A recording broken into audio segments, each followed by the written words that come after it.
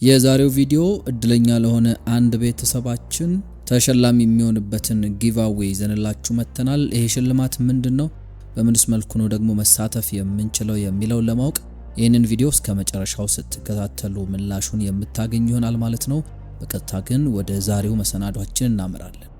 ሃይማኖት፣ እምነትና መለኮታዊ ኃይል በሰው ልጅ ታሪክ ውስጥ ለሺህ ዓመታት የጸኑ ማህበረሰቦችን የቀረጹና የሰው ልጅ አእምሮ የኑሮ መዋቅር ደግፈው የያዙ ታላላቅ ምሰሶዎች ናቸው። ነገር ግን ታሪክን ወደ ኋላ መለስ ብለን በሰፊው ስንመረምር የሰው ልጅ ቁሳዊ ሀብት ሲሞላለት፣ በሰዎች ዘንድ ታዋቂነትን ሲያተርፍ ወይም የቴክኖሎጂ ስኬት አናት ላይ ሲደርስ መጀመሪያ የሚፈታተነውና የሚያቃልለው የፈጣሪን ህልውና መሆኑን እንረዳለን። ይህ በትዕቢት ተሞልቶ ፈጣሪ ላይ የመሳለቅ፣ ፈጣሪን የመካድ ወይም የተቀደሱ እሴቶችን የማርከስ ድርጊት በታሪክ ውስጥ በተለይም በተለያዩ ታዋቂ ሰዎች ሲፈጸም የቆየ ቢሆንም ከነዚህ ድርጊቶች ጀርባ የተከተሉትም አስደንጋጭ ፍጻሜዎች ግን እግዚአብሔር የማይቀለድበት አምላክ መሆኑን በሚገባ ያሳያሉ። በዛሬው ቪዲዮ ውስጥም በትዕቢት ተሞልተው ፈጣሪ ላይ የተሳለቁና ከተናገሩትም የድፍረት ቃል በኋላ በሕይወታቸው ላይ ቅጽበታዊና አስደንጋጭ መዘዝ ወይም ደግሞ መለኮታዊ ፍርድ የገጠማቸውን 9 የዓለማችን እጅግ ዝነኛ ሰዎችን ታሪክ በጥልቀት ወደ እናንተ የምናደርስ ይሆናል። ካናሉን ሰብስክራይብ እያደረጋችሁ ይህንን እጅግ አስደናቂ ታሪክ እንድትከታተሉ በአክብሮት እየጋበዝን በቀጥታ ወደ ዝርዝር የመሰናዶ ክፍል እናቀናለን። በአምስተኛ ላይ የምናነሳው ሜሪሊን ሞንሮና የነፍስ ባዶነትን ፍጻሜ ይሆናል።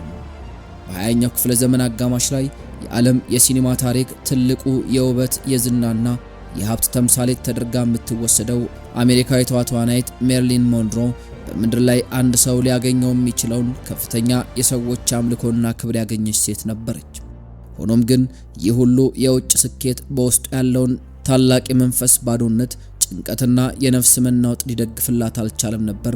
እርሷ ሕይወቷን ሙሉ በሙሉ በደስታና በፈገግታ ለማሳየት ብትሞክርም ከጀርባ ግን በከባድ የጸረ ጭንቀት መድኃኒቶችና በአደንዛዥ ሱስም የተጠመደች ነበረች።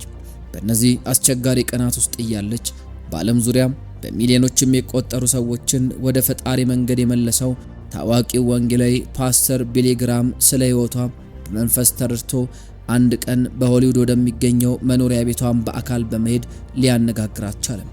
ፓስተሩ ስለ እግዚአብሔር ፍጹም ፍቅር፣ ስለ ነፍሷ መዳንና ሕይወቷን ከዚህ ከንቱ ዝና አውጥታ ለፈጣሪ ብትሰጥ የምታገኘውን እውነተኛ ሰላም በሰፊው ነገራት። ሜሪሊን ሞንሮ ግን በወቅቱ በነበራት ዝናና በዙሪያ በነበሩ የፖለቲካ መሪዎችም ጥበቃ ልቧ ታውሮ ስለነበረ ፓስተሩን በጥላቻ ዓይን ተመልክታ ወደ እርሱ ዞር በማለት እኔ ያንተ አምላክ በፍጹም አያስፈልገኝም፣ በራሴ ሕይወትም ደስተኛ ነኝ ስትል በንቀትና በኩራት መለሰችለት። የሚያስደነግጠውና ታሪክንም የቀየረው እውነታ ግን ይህንን የትዕቢት ቃል ከተናገረች ገና ጥቂት ቀናት እንኳን ሳይሞላ በ1962 ዓ.ም ላይ በገዛ መኝታ ቤቷ ውስጥም ከመጠን በላይ የአደንዛዥ ዕፅ መድኃኒትን ወስዳ ሕይወቷ አልፏ ተገኝታለች። ይህም ታሪክ በምድር ላይ ያለ ዝናና ውበትም ሁሉ ጊዜያዊ መሆኑን ተረድቶ የነፍስን ባዶነት በፈጣሪ ቃል መሙላት እንደሚገባ በጥልቀት የሚያስገነዝበን ይሆናል። በአራተኛነት የምናነሳው ጆን ሌነንና ከኢየሱስ ይበልጣል የተባለውን ዝና ይሆናል። በ1960ዎቹ ዓመተ ምህረት ውስጥ የዓለምን ሙዚቃ ሙሉ በሙሉ ተቆጣጥሮት የነበረውና በታሪክ ውስጥም በሙዚቃ ሽያጭ መጠኑ ወደር የማይገኝለት ዘ ቢትልስ የተባለው የእንግሊዝ የሙዚቃ ባንድ መሪ የነበረው ጆን ሌነን በጥበብ ምክንያት በዓለም ዙሪያ በሚሊዮኖች በሚቆጠሩ ወጣቶችም ዘንድ እንደ አምላክ ይቆጠር ነበር። ይህ ሰው በ1966 ዓመተ ምህረት ላይ ለአንድ ታዋቂ የብሪታንያ ጋዜጣ በሰጠውም ቃለ መጠይቅ ላይ በወቅቱ የነበረው ከፍተኛን ዝና በማስመልከት እጅግ አደገኛ ንግግርን ተናገረ። እርሱም ሲናገር የክርስትና እምነት አሁን እየጠፋ ነው፣ እኛ ቢትልሶች አሁን ከኢየሱስ ክርስቶስ ይልቅ በዓለም ላይ የበለጠ ታዋቂ ነን የሚል የትዕቢት ቃልን በአደባባይ ተናገረ። ይህ ንግግር መጀመሪያ በእንግሊዝ ሀገር ሲታተም ብዙ ትኩረትን ባያገኝም ከወራት በኋላ በአሜሪካ ጋዜጣዎችም ላይ ሲወጣ በመላው ዓለም በሚኖሩ ክርስቲያኖችም ዘንድ ታላቅ የቁጣ ማዕበል እንቀሰቀሰ። በርካታ የሬዲዮ ጣቢያዎች የነሱን ሙዚቃ ማጫወት በአስቸኳይ ያቆሙ ሲሆን ህዝቡም የባንዱን አልበሞችና ፎቶዎች በአደባባይ በደመራ መልክ አቃጠላቸው።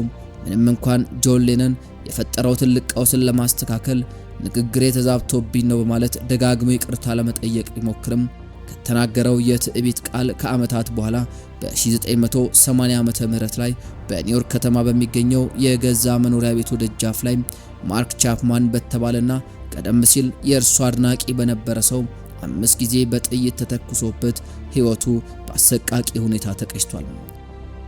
በሶስተኛነት የምናነሳው ታሪክ ደግሞ ታንክሬዶ ኔቬስ እና ሊደረስበት ያልቻለውን የስልጣን ወንበር ይሆናል። በብራዚል የፖለቲካ ታሪክ ውስጥ ለ21 ዓመታት የቆየውን የወታደራዊ አምባገነንነት ስርዓት በመቀየር በ1985 ዓመተ ምህረት ላይ በአገሪቱ የመጀመሪያው ሲቪል ፕሬዝዳንት ሆኖ የተመረጠው ታንክሬዶ ኔቬስ ታሪክ ደግሞ የሰው ልጅ በስልጣን ኮርቻ ላይ ሊቀመጥ ሲል በፈጣሪ ላይ የሚያሳየው ድፍረት ምን ያክል አጭር ፍጻሜ እንዳለው የሚያረጋግጥ ነው። ይህ ታዋቂ ፖለቲከኛ በምርጫ ቅስቀሳ ወቅት የነበረው እጅግ ከፍተኛ የህዝብ ድጋፍና ማዕበልን በተመለከተ ጊዜ በአንድ ትልቅ የአደባባይ ንግግሩ ላይ በኩራት ተሞልቶ እንዲህ ሲል ተደመጠ። ከገዛ ፓርቲ 500,000 ድምጾችን አግኝቼ ካሸነፍኩኝ እግዚአብሔር ራሱ እንኳን ከዚህ የፕሬዝዳንትነት ስልጣኔ በፍጹም ሊነቀንቀኝ አይችልም የሚል ድፍረት የተሞላበትን ቃል ተናገረ።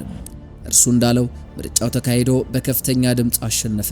መላው የብራዚል ህዝብና ደጋፊዎችም ወደ አዲሱ የዲሞክራሲ ምዕራፍ ለመግባት በዓላትን ማክበር የጀመሩ ቢሆንም የእግዚአብሔር ፍርድ ግን በደጃፍ ላይ ነበረች።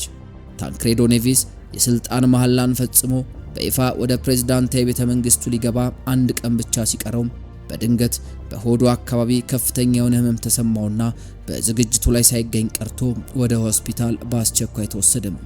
በሆስፒታል ውስጥም ተከታታይ የሆኑ 7 አስቸኳይ ቀዶ ጥገናዎች ቢደረጉለትም በሰውነት ውስጥ የተፈጠረው የባክቴሪያ ኢንፌክሽንም ሊቆጣጠሩት ከሚቻለው በላይ ሆኖ ቃለ መሐላውን ሳይፈጽምና የፕሬዝዳንትነት መንበሩንም በአይኑ እንኳን ሳይመለከት በሆስፒታል አልጋ ላይ ሳለ ህይወቱ አለፈ።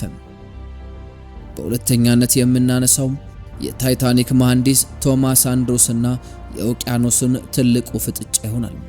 በሰው ልጅ የኢንዱስትሪና የቴክኖሎጂ ታሪክ ውስጥ የሰው ልጅ ታላቅ የአእምሮ ኩራትና በትዕቢት መታወርን የሚያሳየው ትልቁ ታሪክ የታዋቂው የታይታኒክ መርከብና የፈጣሪዎቿ ፍጻሜ ነው። በ1912 ዓመተ ምህረት ላይ ይህች ግዙፍ መርከብ በዘመኑ በነበረው እጅግ ዘመናዊ ምህንድስናና የብረት ጥንካሬ ተገንብታ ስትጠናቀቅ መርከቧን የሰራው ዋና መሐንዲስ ቶማስ አንድሮስና ባለቤቶቹ የሰው ልጅ ከእንግዲህ ተፈጥሮንም ሆነ ባህርን ሙሉ በሙሉ ተቆጣጥሯል የሚል ጥልቅ እምነት ነበራቸው። መርከቧ ለመጀመሪያ ጊዜ የጉዞ ዝግጅት ስትጀምር ጋዜጠኞች መሐንዲሱንና ካፒቴኑ ኤድዋርድ ስሚዝን ይህች መርከብ በባህር ላይ ምን ያክል አስተማማኝ ነች ሲሉ ጠየቁ። በዚህ ጊዜ መሐንዲሱ በትዕቢት ተሞልቶ በዓለም ፊትም እንዲህ አለ፣ ይህች መርከብ ጥንካሬዋ ፍጹም ነው፣ እግዚአብሔር ራሱ እንኳን ሊያሰምጣት በፍጹም አይችልም የሚል ታላቅ የክህደት ቃልን ተናገረ። ይህ ንግግር የሰው ልጅ በገዛ እጁ በሰራው ሥራ ተመክቶ ፈጣሪን የተገዳደረበት ታላቅ የክህደት ምዕራፍ ነበር። ነገር ግን ይህች መርከብ ከእንግሊዝ ተነስታ ወደ አሜሪካ በምታደርገው የመጀመሪያ የባህር ጉዞዋ ላይ ገና 4 ቀናትን ብቻ እንዳስቆጠረች በሚያዝያ ወር አጋማሽ ላይ በሌሊት በሰሜን አትላንቲክ ውቅያኖስ ላይ የነበረ ግዙፍ የበረዶ ግግርን በመቅጨት በሺዎች የሚቆጠሩ ሰዎችን ይዛ ወደ ባህሩ ጥልቅ ሰመጠች። ያንን የትዕቢትን ቃል የተናገሩት መሐንዲሶችና ካፒቴኑም የፈጠሩትን መርከብ ማዳን ሳይችሉ አብረው የባህሩ ሲሳይ ሆኑ። በመጨረሻም የምንመለከተው ታሪክ ደግሞ አናሌሳና የካርቶን እንቁላሉን አስደናቂ ተአምር ይሆናል። በ2005 ዓመተ ምህረት በብራዚል ካምፒናስ ከተማ የተከሰተው የአናሌሳና የጓደኞቿ ታሪክ ወጣቶች በወላጆቻቸው ምርቃትና በፈጣሪ ጥበቃ ላይ መሳለቅ የሚያመጣባቸውን ቅጽበታዊ መዘዝ በዓለም ዙሪያ ላሉ ሰዎች በጉልህ ያሳየ ትልቅ ክስተት ነበር። አናሌሳ የተባለችው ወጣት ሕይወቷን ሙሉ በሙሉ በምሽት ክበቦች በሱስና ከወላጆቿ ምክር ውጪ በሆነ አመፀኛ መንገድ የምትመራ ሴት ነበረች። በአንድ ምሽት ከጓደኞቿ ጋር በመሆን የእናቷን መኪና ይዛ ለመዝናናት ልትወጣ ስትል እናቷ በመስኮት በኩል ተመልክታ በመኪና ውስጥ የነበሩት ወጣቶችን በሙሉ በከፍተኛ ሁኔታ ሰክረው ስለነበረ ልቧ በጭንቀት ተሞላ። እናትየው ወደ መኪናዋ በመሄድ የልጇን እጅም አጥብቃ ያዘችና ልጄ ሆይ ባካችሁ በሰላም ተመለሱ፣ እግዚአብሔር ከናንተ ጋር ይሁን ስትል ከልቧ መረቀቻት። ልጅቷ ግን የእናቷን የፍቅር ቃልና እምነት በማጣጣል በመኪና ውስጥ ካሉ ጓደኞቿ ጋር በመሆን በከፍተኛ ሁኔታ እየሳቀችና እያሾፈች እንዲህ አለች፣ እግዚአብሔር አብሮን መሄድ የሚችለው በስተጀርባ ባለው ዕቃ መጫኛ ውስጥም ብቻ ነው፣ ምክንያቱም መኪናው ውስጥ ለሱም ይሆን ምንም አይነት ቦታ የለንም ስትል እየተሳለቀች መለሰችላትና መኪናውን በከፍተኛ ፍጥነት ማሽከርከራቸውን ቀጠሉ። የሚያስደነግጠው ነገር ግን በዚያኑ ምሽት መኪናው ከቁጥጥር ውጪ በሆነ ፍጥነት እየተጓዘ ሳለ ከአንድ ትልቅ የኮንክሪት ግንብ ጋር በክፉኛ ተጋጨ። አደጋው ምን ያክል አስፈሪ እንደነበረ የሚታወቀው መኪናው ሙሉ በሙሉ ተጨፍልቆ ብረትና ቆርቆሮ አንድ ላይ በመያያዙና በውስጡ የነበሩ ወጣቶችም በሙሉ በቅጽበት ሕይወታቸው በማለፉ ነበር። ነገር ግን ፖሊሶችና የእሳት አደጋ ሰራተኞች ፍርስራሹን ለማንሳት መኪናውን ሲፈትሹ ፍጹም ሰብአዊ አእምሮ ሊቀበለው የማይችልን ተአምራዩ። መኪናው ከፊት ለፊት ጀምሮ እስከ መሃል ድረስ ሙሉ በሙሉ አመድ ሆኖ ሲወድም ልጅቷ እግዚአብሔር ይቀመጥበት ያለችው የመኪናው የዕቃ መጫኛ ስፍራ ግን ጭረት እንኳን ሳያገኘው ሙሉ በሙሉ ደህና ሆኖ ተገኘ። ይባስ ብሎ በዚያ የዕቃ መጫኛ ውስጥም እናቷ በዚያኑ ቀን ከሱቅ የገዛቻቸው በካርቶን የተቀመጡ የዶሮ እንቁላሎች ነበሩ። መኪናው ያን ያክል ተከስክሶ እንኳ በውስጡ ከነበሩ እንቁላሎች መካከል አንዷም እንቁላል ሳትሰበር ፍጹም ሙሉ ሆኖ ተገኝቷል። ይህም ታሪክ በሀገራችን የወላጆቻቸውን ምክርና ምርቃት ንቀው በምሽት ክበብና በሱስ ሕይወታቸውን ለሚያጠፉ ወጣቶች ትልቅ ማስተማሪያ ነው። መፍትሄውም የወላጆችን ምርቃትና የፈጣሪን ጥበቃ በደስታ መቀበል ብቻ ነው። እንግዲህ ዛሬ ከተመለከትናቸው ከነዚህ አስደንጋጭና ሰፊ ታሪኮች ውስጥ የእናንተን ሕይወት ይበልጥ የነካውና ያስተማራችሁ ታሪክ የትኛው እንደሆነ ሐሳባችሁን በኮሜንት መስጫው ላይ በሰፊው እንድታካፍሉ በአክብሮት እየጋበዝን በመግቢያችን ላይ እንዳነሳ ነው ለአንድ እድለኛ ቤተሰባችን የምንሸልመውን ጊቫዌይ ቀጥለን በማስደመጥ ፕሮግራማችንን የምናጠቃልል ይሆናል። እንግዲህ በዛሬው ቪዲዮ ካነሳናቸው ሐሳቦች መካከል በሰባተኛነት ያነሳነውንና እኔ መድረኩ ላይ ስወጣ አንተንም ሆነ ያንን የምታመልከውን አምላክህን አብሬ ነው መሬት ላይ የምጥላችሁ በሚል በድፍረት ፈጣሪ ላይ የተሳለቀው ቦክሰኛ ማን ነው የሚለውን ጥያቄ በኮሜንት መስጫ ላይ ቀድመው በትክክል ከመለሱ ቤተሰቦቻችን መካከል ራንደምሊ መርጠን እድለኛ ለሆነው ሰው የ1000 ብር ሽልማት የምናበረክት ይሆናል ማለት ነው። ስለዚህ አሁኑኑ የጥያቄውን ትክክለኛ መልስ በኮሜንት መስጫው ላይ በመጻፍ እንድትሳተፉ በአክብሮት እየጋበዝን የሰዓቱን መሰናዶ ግን በዚሁ እናጠቃላለን።